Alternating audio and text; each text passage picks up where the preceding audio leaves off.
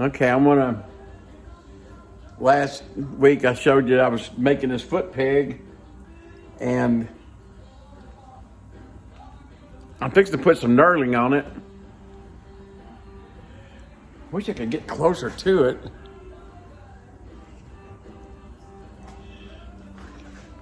Can you see it? But anyway, if you don't know what knurling is, hold on, let me get something with knurling on it.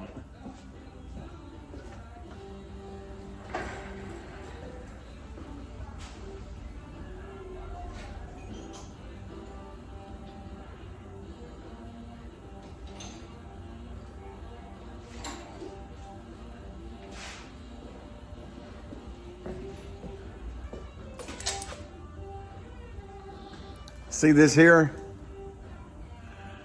See, it looks like it's got little diamonds in it. Well, that's called knurling.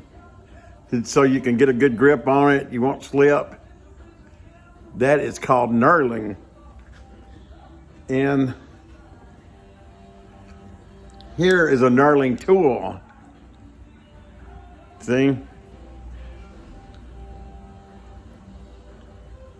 So we're going to knurl this thing. So we released this cutting tool that I was using this morning. That's what's been cutting that down. I'm going to place this knurling tool in there. Lock it back down. Make sure my spindle's in there. Tighten that back up. I'm going to roll this down here. And what you want to do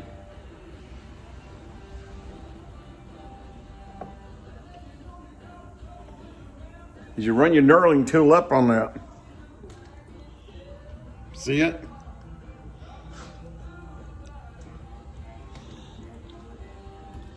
And what we're going to do is we're going to turn the machine on. I'll tell you what, let me adjust the speed on this. This is a 1947 Powercraft. Sears and Roebuck made these back in the 40s and stuff for home use. Believe it or not, this was made for your house. It's an antique lathe. As tight as it can be. It's different from the ones I learned on. A lot of guys have known me since I was like in my 20s, 21, 22. And they go, how do you know to do this? Well, before I met everybody in Dallas, I was living in Longview, Texas. And that was around the Vietnam War, and nobody would hire me because I was a 1A risk, thinking I was going to go to get drafted. Well, nobody would hire me. Let me fix my collar. Here, I look better. Anyway, I was 1A, and nobody would hire me because I was a draft risk. Well, in Longview, there wasn't a whole lot of jobs. I worked for Laterno as a machine operator, building bombs. This was in 67, 68. And when I lost my job or quit or whatever when I was only 18. So anyway, I was unemployed. So I went to the employment office to look for a job. I was married, had a kid on the way. This was like 69. And so they told me about this program called, it was MDA or something like that, Manpower Development or something. And they had a machinist class that I could learn to be a draftsman and a machinist and get paid for it. I think it was like $60 a week or something back then, which was quite a bit of money. So I took this class on machinery and in drafting. And so I did it for a while. I mean, I went to school, and I was blessed because my brother and my dad was taking a welding school right in the same building, but they went an hour longer than I did. So whenever I rode with them, their instructor let me come down there in the welding class, and my daddy taught me welding too. The teacher let him teach me, let me sit in the class, and I learned a bunch of stuff. But anyway, I learned all what I know here, and I don't really know that much. I just remember bits and pieces of it. but it's slowly, surely coming. You figure I was 18 and now I'm 68. But one thing about it, everything you learn when you're young, now listen, young people, will help you in the future. Always get a trade. A trade will get you through your life. The reason why I quit being a machinist, this is funny. I went to work here in Dallas in 70, about 70, yeah, 70, and or 71. And man, it was dirty and hot and oily and greasy. And I went, man, I don't like this. And so I went to work at Bayer Rawnick Hat Factory in Garland.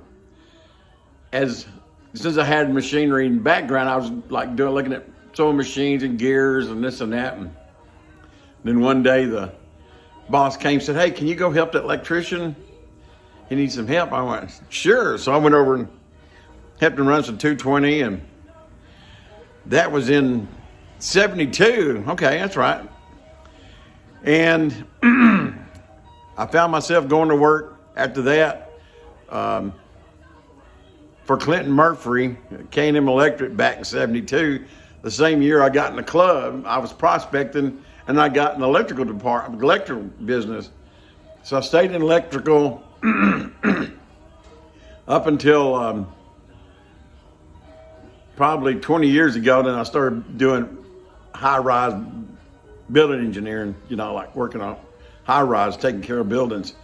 And I had to learn a little bit about chill water plants and this and that. But I'm just one of them guys that just love learning stuff. And the older I get, the more I want to know, how's that made? How is this made? And what I'm doing out here in the garage is trial and error. So, and I like sharing it. I mean, it's fun watching somebody do something instead of just talking. So I'm going to shut up. And let's see how this knurling goes.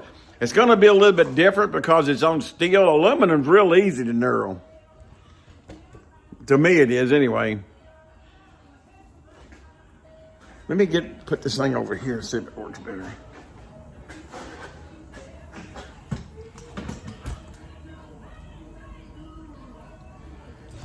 I got so much stuff around here.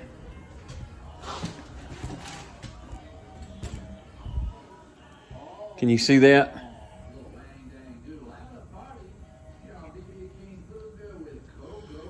Okay, let me tighten it up. Okay, what we're gonna do is we're gonna turn this thing on.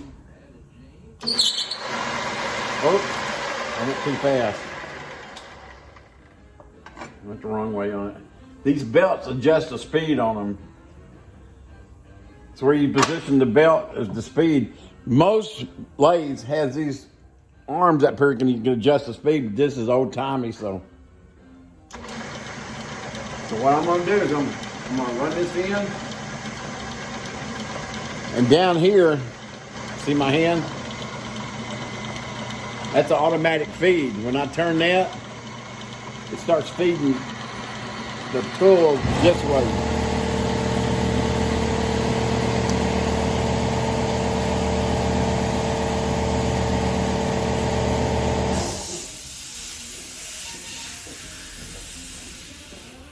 Sorry about that. Compressor, I forgot the compressor. What it's doing, can you see it?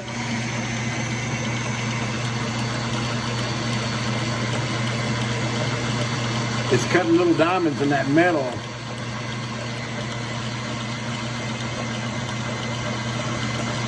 Now this is that foot shift I was working on the other day.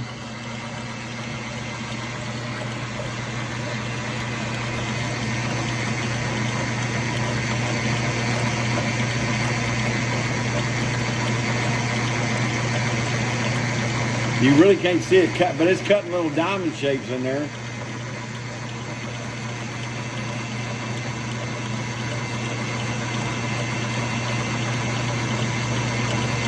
I'll get close to the end, I'll stop it.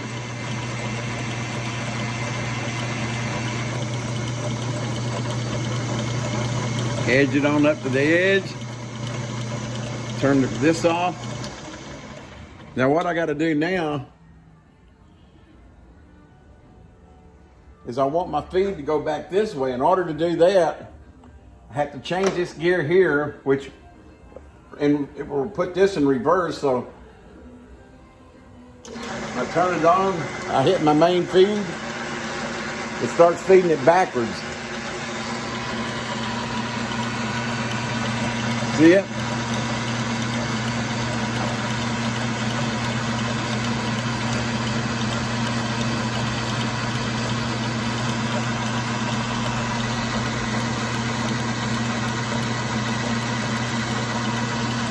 We make this second pass, we'll stop and look at it and see how good it looks.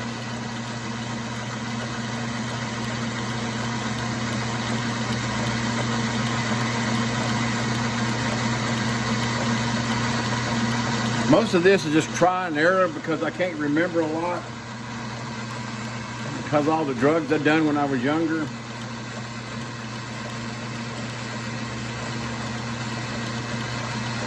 I'm just blessed to be able to have a lathe. I've always wanted a lathe since I was a kid.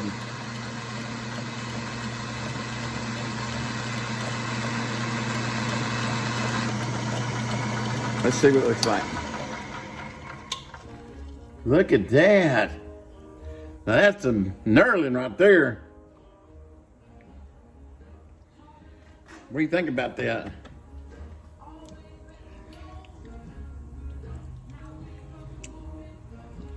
See what this is gonna do, the reason why I put this knurling like this, so whenever you put your foot up against it, it would kind of keep it from sliding back and forth.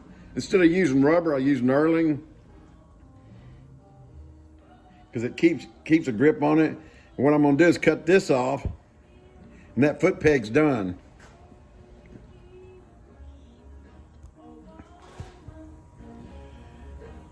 So did you learn something today about knurling?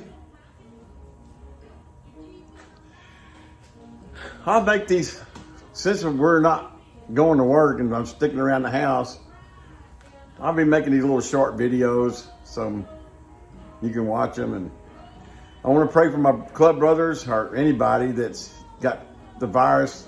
We pray healing over you, and you guys stay safe out there, and I love you, and we'll talk to you later. Bye.